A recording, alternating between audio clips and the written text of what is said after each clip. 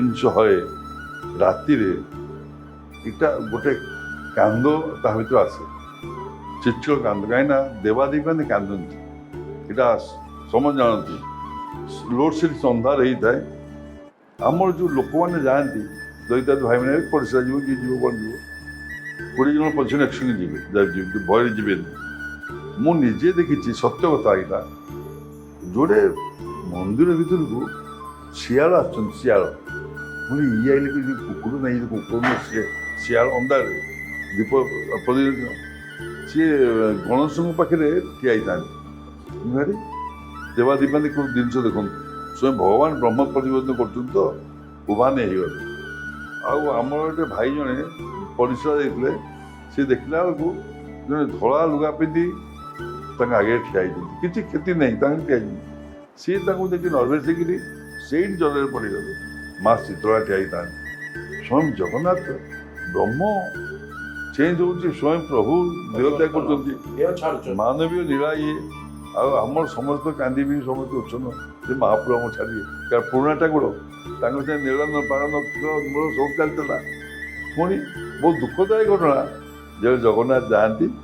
କୋଇଲି ବୈକୁଣ୍ଠକୁ ତାଙ୍କର ଇହଲୀଳା ଶ୍ରବଣ କରିବାକୁ କୋଇଲି ବୈକୁଣ୍ଠକୁ ମହାପ୍ରଭୁ ଆଉ ସବୁଠୁ କଥା କ'ଣ ଜାଣିଛନ୍ତି ଆପଣ ଯେଉଁ ଜାଗାରେ ପ୍ରଭୁ ସମାଧି ହୁଅନ୍ତି ସେଇ ଜାଗା ଖୋଳିବେ ଗୋଟିଏ ଜାଗା ଅନ୍ୟ ଜାଗା ନେଇ ଦେଖି ଆପଣ ଆଜି କହିଲି କୋଇଲି ବୈକୁଣ୍ଠ ଦେଖିବେ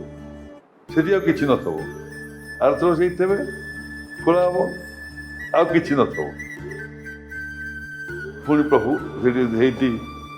ସମାଧି ନେବେ ପୁଣି ଆରଥର ଦେଖିବେ କିଛି ନଥିବ କିଛି ନଥିବ ଏଇଟା ଯୁଗ ଯୁଗ ରହିଆସିଛି ସେ ଗୋଟିଏ ଜାଗା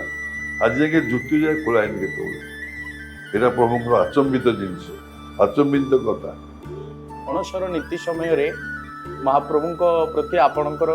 ଗୁପ୍ତ ସେବା ଥିଲେ ମଧ୍ୟ ବିଭିନ୍ନ ଭୋଗ ଲାଗିଥାଏ ତାକୁ କିଭଳି ପ୍ରସ୍ତୁତ ହୁଏ ଏବେ ଆମେ କରୁ ପ୍ରସ୍ତୁତ ଲୋକମାନେ ସବୁ ଯେଉଁ ମଠ ବାଡ଼ି ଭଲ ମନ୍ଦ ଆସେ ଭୋଗ